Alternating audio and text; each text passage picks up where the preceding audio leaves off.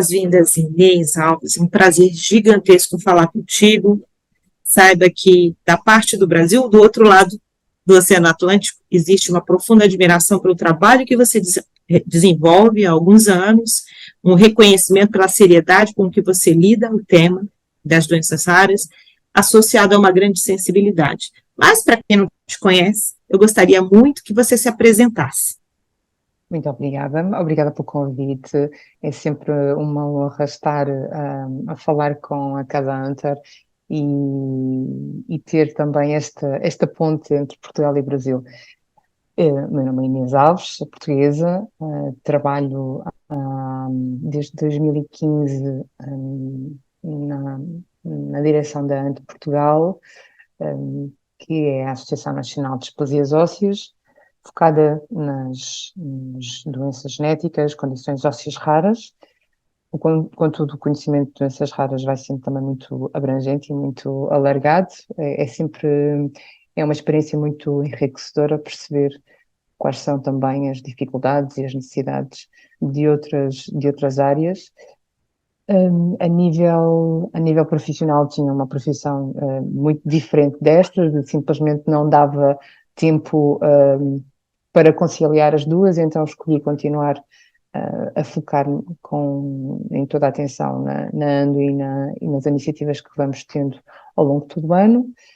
E será um gosto estar aqui nesta breve conversa sobre uma doença rara específica e também poder dar uma visão da experiência de cá e ganhar conhecimento da experiência daí. Ela é muito, muito generosa e bem pouco de se falar, se autopromover, mas Inês tem uma relação muito importante, um cargo que ela desempenha dentro do EMA, né, que é exatamente a agência responsável na Europa pelo processo de avaliação. Inês, eu queria conversar inicialmente, nesse momento de apresentação, falando um pouco dessa tua experiência na EMA, tá? E como você tem procurado conciliar esse duplo papel, né, de ter uma presença lá e também de levar todas as demandas das pessoas com doenças raras, especificamente das displasias ósseas. Um, a Agência Europeia de Medicamento, a EMA, é uma agência que já existe há muitos anos e desde o ano 2000 foi implementado toda a legislação à volta dos medicamentos órfãos. E nessa altura foi criado o Comitê dos Medicamentos Órfãos, que tem uma sigla chamada COMP, é o Committee of Orphan Medicinal Products, e é o comitê dentro da Agência Europeia que define se há validade de um medicamento ou de um potencial medicamento de ser reconhecido como medicamento órfão. Existem inúmeras vantagens para um candidato a medicamento órfão.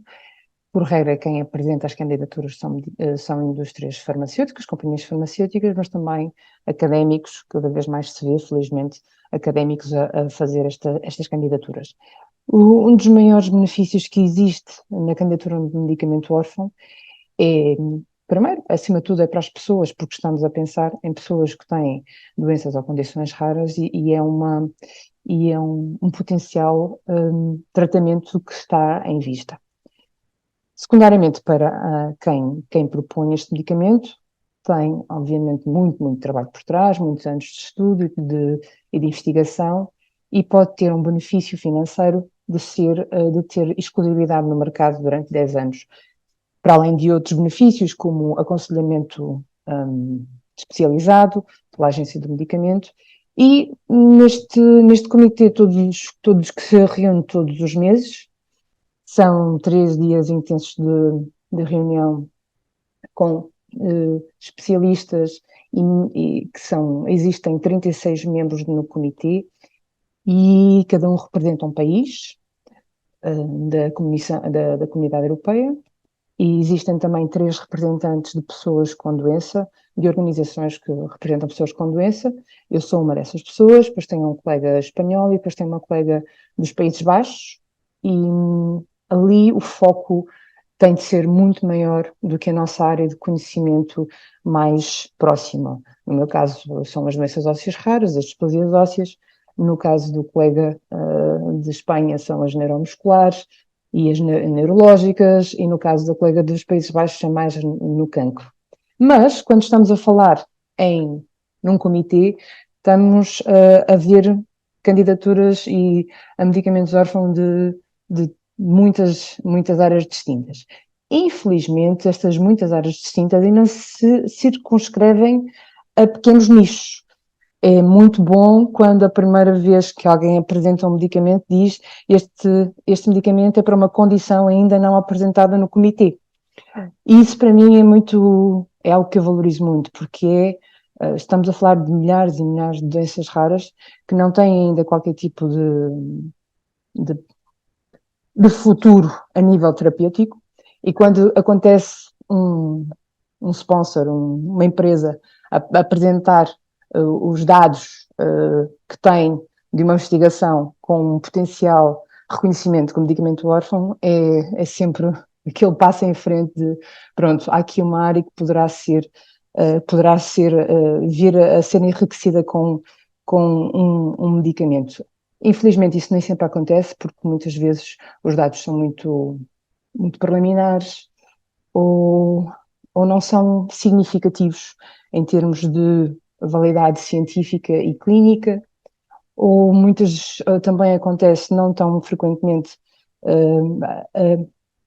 a confirmação da prevalência da doença não ser dentro da doença rara, porque vai mudando, porque, por exemplo, na área dos cancros, vai mudando muito, porque o diagnóstico é muito mais assertivo. A maior parte das doenças raras não existe uma prevalência, que é o número de casos que existe numa determinada altura, tão claro, tão objetivo, mas esse não tende a ser um dos grandes problemas. O grande problema é mesmo quando se verifica que, pelos dados que o candidato apresenta, não há robustez de eficácia. E estamos a falar em algo que exige muita leitura, muito trabalho. O comitê tem todo secretariado que tem que apoiar a cada um dos membros que revê cada uma das candidaturas. Por regra, cada candidatura é revista por dois membros. Eu, como representante de pessoas com doença, sou um membro exatamente igual dentro daquele comitê como qualquer outro especialista. Posso também fazer revisões de candidaturas e todos votamos. Quando não há consenso, quando há dúvida, há um voto dentro do comitê para perceber se avançamos com uma lista de questões, se rejeitamos a proposta ou não. E tem sido um trabalho muito enriquecedor, muito exigente. São muitas viagens, são muitos dias fora de casa, são muitas leituras, mas ao mesmo tempo muito enriquecedor, porque tenho aprendido muito sobre muitas outras doenças que não eram dentro do meu foco de ação de doenças ósseas raras, e eu acho que isso é dos aspectos mais importantes. Sentimos-nos muito mais predispostos também a relativizar as nossas dificuldades, porque existem doenças muito complexas. Dentro da Agência Europeia de Medicamento, esse comitê é um entre 7, e o comitê que carimba a autorização de aprovação de comercialização do medicamento órfão é o Comitê para os Medicamentos Humanos, que se chama CHMP, que pode ir com o carimbo de medicamento órfão, se passar no Comitê de Medicamentos Órfãos, ou pode ir sem esse carimbo. Por regra, as empresas que trabalham em doenças raras querem muito esse carimbo, porque tem uma valorização do reconhecimento do trabalho deles, mas acima de tudo a nível financeiro, porque tem aqueles anos de exclusividade que ninguém quer perder. Perfeito. E muito mais havia para dizer isto. Não, a gente tem que fazer uma entrevista contigo só sobre essa experiência, Daima. É muito rica, e tem muita informação que nos é muito cara, né? O Brasil faz parte do grupo, né, do ICH, do qual a EMA faz parte, o FDA faz parte, enfim, e essa rede é muito importante para nós, né? uma medicação que é aprovada na EMA tem muito mais chance de ser aprovada aqui pela Anvisa. Enfim, tem toda uma conexão entre essas informações que nos valeria aí um dia de conversa. Mas, Inês, Sim, muito sem dúvida. obrigada. O papo de hoje também está muito relacionado, porque agora, dia 30, né, a gente está passando por um processo de conscientização mundial da hipofosfatasia, que está dentro desse grupo aí das displasias ósseas, mas eu queria entender um pouco, se você pudesse falar para a gente, o que a Ando tem feito com relação a essa patologia hoje, e de um modo muito especial, qual é a sua percepção hoje do cenário da HPP hoje na Europa? Ah, ainda é muito heterogéneo, porque a HPP é uma doença óssea rara relacionada a nível metabólico, que tem diferentes, que pode afetar pessoas em diferentes faixas etárias, e então isso também cria um impacto muito diferenciado entre o tempo em que a HPV afeta as pessoas que a têm. As características clínicas também são muito relacionadas com o tipo de HPV que estamos, que é o caso, ou perinatal, ou pré-natal, ou infantil, ou juvenil, e depois mais tarde a adulta, mas embora haja um medicamento aprovado já há vários anos, aquilo que acontece e que se calhar passa um bocadinho para a experiência anterior à Agência Europeia do Medicamento é que quando há a aprovação de um medicamento órfão como este para HPP, o Strensiq, a fosfatase, não significa que todos os países europeus terão acesso a este medicamento. Por isso existe uma iniquidade, algo que é muito real, infelizmente ainda, e que, por exemplo, no Brasil, a Anvisa, quando aprova medicamentos órfãos, é sempre muito complexo também, porque há uma parte legal, no caso de Portugal isso não acontece, a partir do momento em que há uma aprovação centralizada na Europa pela Agência Europeia de Medicamento, passa para a Agência Nacional, que é o Infarmed, e o Infarmed, na realidade, vai duplicar um pouco esse processo, vai atrasar ainda também essa aprovação, que ronda aproximadamente os 2 anos. Pode haver um acesso precoce se houver um potencial para esse reembolso a ser discutido em Portugal, mas o que acontece é que entre à volta de 150 medicamentos órfãos já aprovados pela Agência Europeia de Medicamento, Portugal é dos países que mais medicamentos órfãos têm. Obviamente temos a Alemanha e a França bastante destacados em aprovação de medicamentos órfãos, mas Portugal está num lugar bastante razoável da tabela, com aproximadamente 80 medicamentos órfãos, mas como estão a começar a ver, é muito longe destes tais quase 150. E há países na Europa que têm um ou dois aprovados. Por isso, quando temos aquela linha de pensamento que a Agência Europeia de Medicamento, a EMA, aprovou, portanto, é só uma questão de tempo e vamos ter acesso a ele, não é verdade.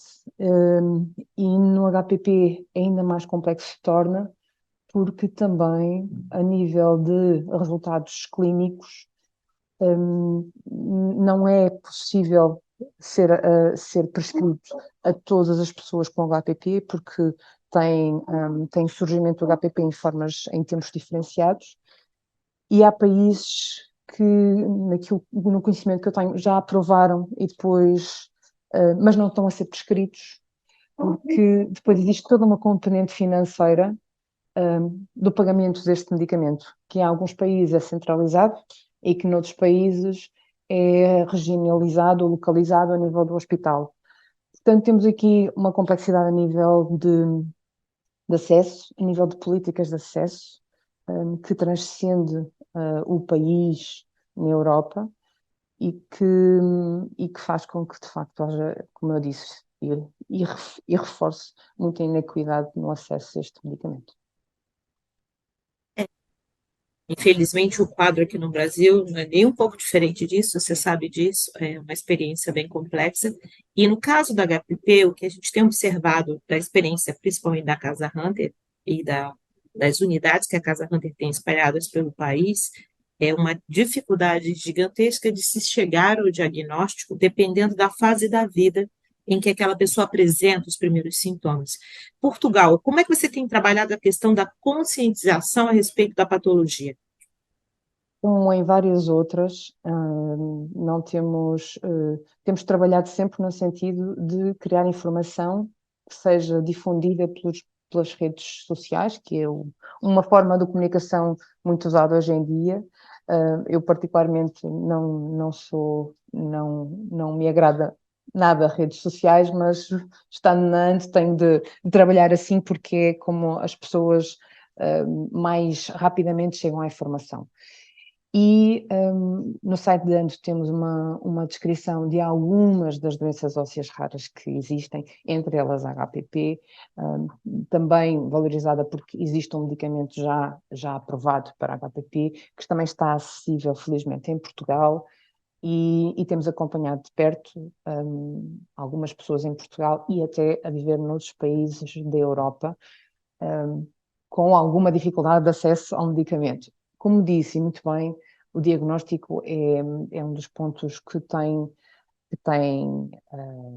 como nesta doença, como muitas outras, é o que leva a um atrasar do acesso também ao medicamento quando há aprovação nesse país. Quando são formas muito precoces, da perinatal e infantil, mesmo a juvenil, pode haver já um grau de tempo, de maior velocidade do diagnóstico. Mas é um problema que é, de facto, muito recorrente nesta doença, como em muitas outras. É o diagnóstico o mais precoce possível. Aquilo que tem de se reforçar e tem de ser feito o reforço é criar uma consciencialização também, principalmente destas doenças ósseas raras para as quais já existe um medicamento. Porque, de facto, algo é muito diferenciado entre informar uma doença rara que, infelizmente, ainda não tem qualquer investigação a decorrer ou não tem um medicamento aprovado, e outra coisa muito distinta é quando temos um medicamento aprovado e, e as pessoas podem estar completamente desconhecedoras, pessoas que vivem com HPP como clínicos, que tratam pessoas com HPP, que não sabem ainda que têm HPP e já ter um medicamento. É, é de facto uma perda de oportunidade. E então torna-se muito mais urgente fazer uma disseminação e uma divulgação de material que já temos no site, que vai estar sempre a crescer cada vez a fórmula que temos usado para colocar lá diferentes displasias ósseas, que são mais de 700, portanto não vão, vai ser muito difícil colocá-las a todas, mas vai ser à medida que as pessoas vão aparecendo com diferentes formas, com diferentes diagnósticos, vamos criando informação em português, organizada e de forma frequente vai-se fazendo uma amostragem nas redes sociais e na nossa newsletter, mas especialmente nas redes sociais, de diferentes diagnósticos. É uma forma simples de criar também uma linha de informação rápida e acessível e, obviamente, quando surge alguém, depois podemos aumentar ainda muito mais o nível de informação, porque felizmente nesta doença ainda existe bastante informação disponível. Mas tem sido muito no trabalho de criar informação em português, validade, com base em investigação, com base naquilo que existe já reconhecido internacionalmente a nível científico e médico, e depois ir difundindo nas redes sociais. Se não temos essa informação, procuramos, mas tem sido esse o caminho. Aqui eu faço uma pausa para uma grande divulgação do conteúdo da ANDO, né? Estamos falando de português, gente. Isso acontece de ano em ano bissexto. A gente tem uma organização de doenças raras que literalmente tem conteúdo em português. Não tem desculpa para não ir no site da ANDO, ler tudo o que eles têm, né? Não só sobre a HPP, a hipofosfatasia, mas por inúmeras displasias ósseas e que são referência, né? Recomendo para vocês darem uma passadinha lá, por favor, visitem o site da Ando. Bom, a gente falou aqui da questão do diagnóstico, tem um componente genético nessa história. Vocês têm recomendado algum tipo de rastreio de familiares no caso de hipofosfatasia? Pois, no caso em que nós temos acompanhado, nos casos que temos acompanhados são casos de mutações espontâneas. Ainda não tivemos nenhum caso de familiar. A hipofosfatasia não está na nossa avaliação precoce, nossa nacional, em Portugal. A avaliação precoce perinatal, ou seja, após o nascimento, o teste do pezinho não entra este tipo de diagnóstico, embora até pudesse entrar. Neste momento, penso que são 26 doenças que estão nesse teste. Em termos genéticos, a partir do momento em que há um potencial diagnóstico nesta área, felizmente em termos de avaliação genética, os centros clínicos que têm acompanhado as pessoas de norte a sul do país já são bastante bem reforçados em profissionais e em métodos também de fazer o diagnóstico genético que é muito mais acelerado e muito mais eficaz do que era há uns anos atrás, em que muitas amostras tinham que ir para o estrangeiro, para outros países, para os Estados Unidos inclusive, mas hoje em dia o diagnóstico é bastante bem orientado, mas não tenho experiência ainda em Portugal de casos familiares, como já disse, são todos casos espontâneos. Bom, a gente está falando de uma patologia que tem uma característica muito peculiar, que é aquela parte dos dentes, né? E a relação que ela guarda com os dentes. Pergunta: existe, da parte da Ando, algum tipo de exercício de se aproximar da classe dos dentistas para falar dessa patologia, de buscar um conhecimento, uma disseminação de informação para esses profissionais? Não só a nível de dentistas, mas a nível de profissionais de diferentes áreas. Esta displasia óssea, como outras, estou-me a lembrar da XLH também, por exemplo, tem muita afecção a nível dentário. A displasia cleidocraniana também, que tem um crescimento dentário muito, muito errático e que podem até ter ausência total de dentes. O que é bastante objetivo também para o diagnóstico. Temos trabalhado com proximidade no Hospital Universitário de Coimbra, principalmente a nível do pediátrico, com ortodontia. E a ortodontia está a focar-se em duas displasias distintas neste momento, que é a condroplasia e a displasia cleidocraniana, porque são muito específicas para a parte da alteração bucal. A nível de dentária, que é mais uma necessidade da HPP e da XLH, também, mas menos. Temos trabalhado em outras áreas a nível da pneumologia e principalmente da reabilitação física também e da reumatologia a nível da dor. Isto é um trabalho muito, diria, talvez ingrato, porque estamos sempre atrás do nosso tempo, estamos sempre a querer chegar a mais profissionais e que se possa sair da parte da genética e ir para profissionais de áreas que são cada vez mais necessárias em momentos diferentes da vida. É que nem sequer, mesmo numa única doença rara, pode ser necessário uma abordagem de medicina dentária numa fase muito, muito jovem e depois mais tarde e haver muitos anos ali na idade jovem adulta e adulto em que não é necessário. E isto aumenta muito a complexidade de todo deste trabalho. Mas sim, é um passo a passo. Ainda não fizemos por exemplo, nenhuma amostragem de informação no Congresso Nacional de Ortodontia e Dentária, mas temos feito em outros congressos nacionais de sociedades médicas. Mas fica o alerta, que eu agradeço muito, positivo sempre, que ainda não fomos a esta classe de profissionais de saúde, fomos a outras, mas está na nossa lista de seguir.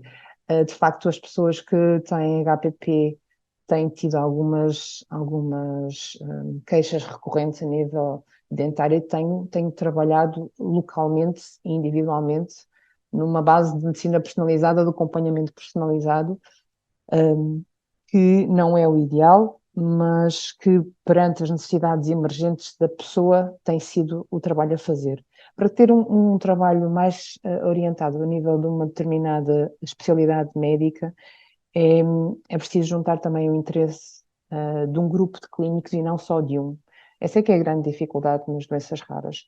Centralizar conhecimento e que o centralizar não significa não só lugar, mas que uma especialidade se aprofunde e vá ganhando experiência pelos casos que vai vendo. E depois possa ser difundido entre outros profissionais que possam ter interesse ou referenciar as pessoas que estão a acompanhar para esse grupo de colegas que podem estar mais experientes nessa área.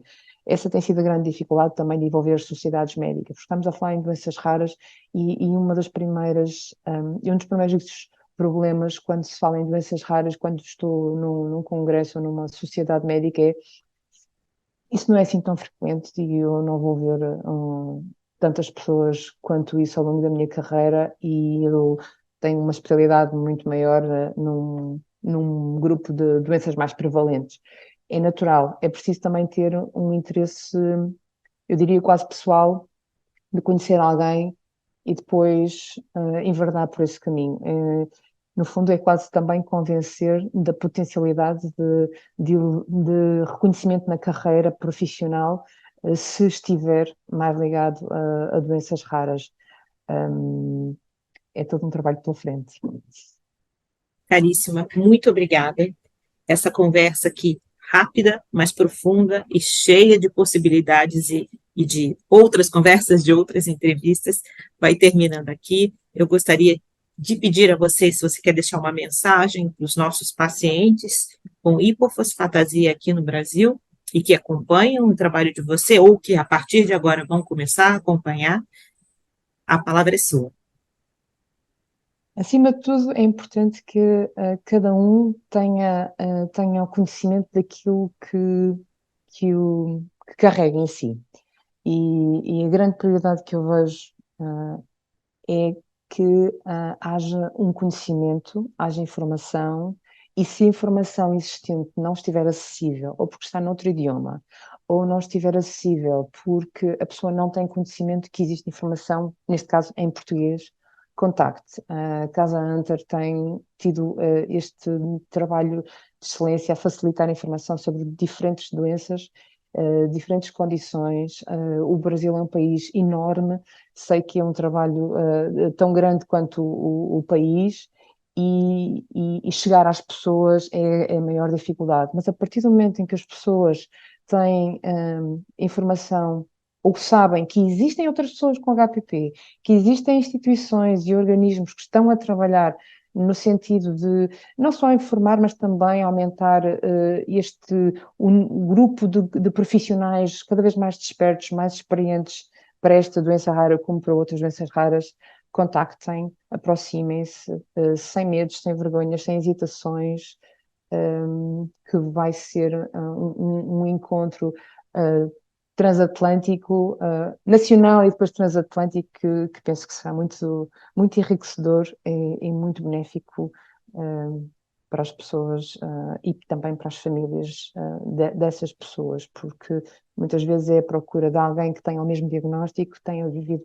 experiências semelhantes, perceber idades diferentes, como é que vai evoluindo a condição, aproximar também os profissionais de saúde do Brasil e de Portugal. Gostaria imenso de pensar que um dia podemos ter um congresso de doenças raras